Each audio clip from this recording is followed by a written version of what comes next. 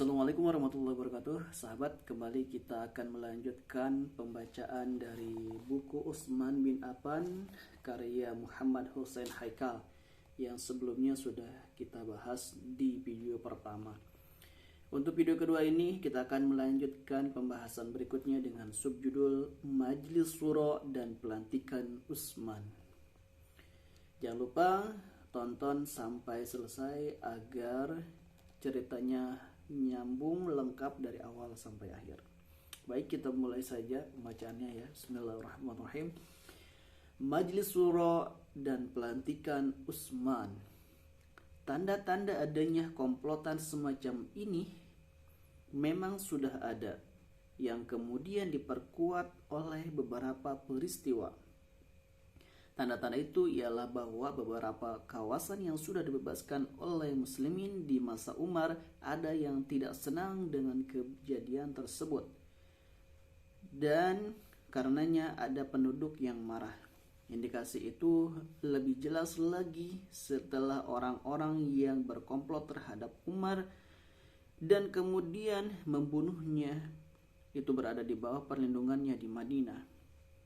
Pemimpin mereka adalah Hormuzan, orang yang disenangi oleh Umar dan mendapat simpatinya, sehingga kadang ia dimintai pendapatnya, dan keberadaannya di Madinah disamakan dengan masyarakatnya sendiri. Kalau mereka saja kini sudah berkomplot terhadap Umar, apalagi orang Persia yang tinggal di tanah air mereka sendiri, mereka diperintah oleh Arab. Hati mereka bergolak, mereka berontak, kendati masih terpendam karena kuatnya kekuatan asing yang menguasai negeri itu. Setelah Umar terbunuh di negeri Arab sendiri, timbul suatu gejala yang agaknya tak akan terjadi kalau tidak karena berdirinya kedaulatan Islam. Sejak Umar ditikam oleh Abu Lu'lu'ah, kaum muslimin dicekam oleh rasa ketakutan, khawatir akan nasib mereka sendiri kelak. Terpikir oleh mereka siapa yang akan menggantikannya jika dengan takdir Allah dia meninggal. Beberapa orang ada yang membicarakan masalah ini kepada Umar. Mereka meminta Umar mencalonkan pengganti. Pada mulanya Umar masih ragu dan ia berkata, kalaupun saya menunjuk seorang pengganti, karena dulu orang yang lebih baik dari saya juga menunjuk pengganti, atau kalaupun saya biarkan karena dulu orang yang lebih baik dari saya juga membiarkan, tetapi sesudah dipikirkan matang-matang kalau dibiarkan begitu saja, ia khawatir keadaan akan menjadi kacau. Dalam berperang dengan Persia dan Romawi, semua orang Arab sudah ikut serta sehingga setiap kabilah mengaku dirinya seperti kaum Muhajirin dan Ansor berhak memilih khalifah. Malah di antara mereka ada yang mengaku berhak mencalonkan pemimpinnya sebagai khalifah. Jika Umar tidak memberikan pendapat, pengakuan seperti itu akan sangat membahayakan kedaulatan yang baru tumbuh itu. Karenanya ia membentuk majelis syuro yang terdiri dari 6 orang dengan tugas memilih di antara mereka seorang khalifah sesudahnya. Keenam orang itu Utsman bin Affan, Ali bin Abi Thalib, Jubair bin Awam, Talhah bin Ubaidillah, Abdurrahman bin Auf, dan Sa'ad bin Abi Waqqas. Setelah menyebutkan nama-nama mereka, ia berkata, tak ada orang yang lebih berhak dalam hal ini daripada mereka itu. Rasulullah SAW wafat sudah merasa puas terhadap mereka. Siapapun yang terpilih dialah khalifah sesudah aku. Demikian yang dikatakan oleh Umar bin Khattab.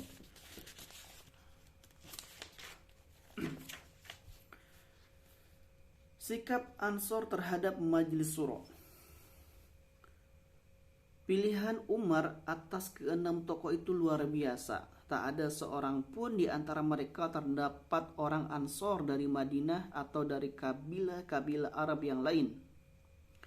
Semua mereka dari kaum Muhajirin dan dari Quraisy. Sungguh pun begitu dari pihak Ansor atau orang-orang Arab yang berdatangan ke Madinah sepulang menunaikan ibadah haji. Tak seorang pun ada yang marah memprotes pilihan Umar itu. Keadaan mereka tetap demikian sesudah Umar terbunuh sampai khalifah penggantinya dibaiat. Rasa puas pihak Ansor dan orang-orang Arab yang lain dengan pilihan Umar atas keenam orang itu mengingatkan kita pada peristiwa Thaqifah Banu Sa'idah.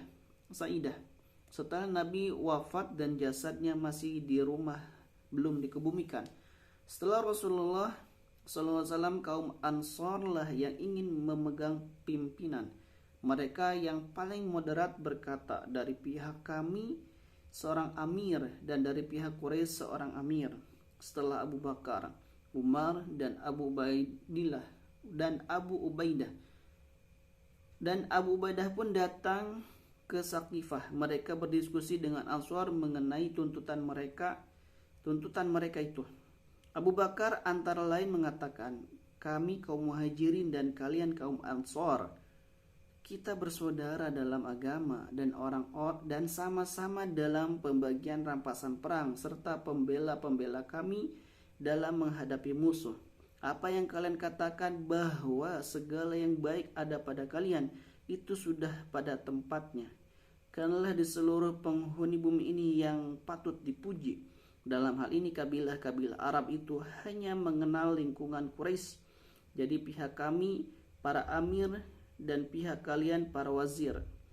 Sejak diucapkan oleh Abu Bakar, kata-kata ini telah menjadi konstitusi dan undang-undang kekhilafahan bagi kaum muslimin selama berabad-abad. Oleh karena itu, tak ada pihak yang menentang pergantian Abu Bakar kepada Umar. Juga tak ada yang menentang pilihan Umar membentuk majelis syura dalam lingkungan Quraisy. Malah dengan menyerahkan kepada 6 orang itu untuk memilih seorang khalifah di antara mereka, pihak Ansar dan semua orang Arab merasa puas. Mengapa Umar menyerahkan pemilihan khalifah kepada majelis syura tanpa menunjuk nama tertentu?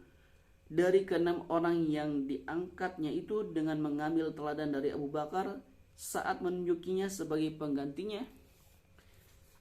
Demikian pembacaan yang kami bisa sampaikan. Tunggu video selengkapnya di video kami berikutnya.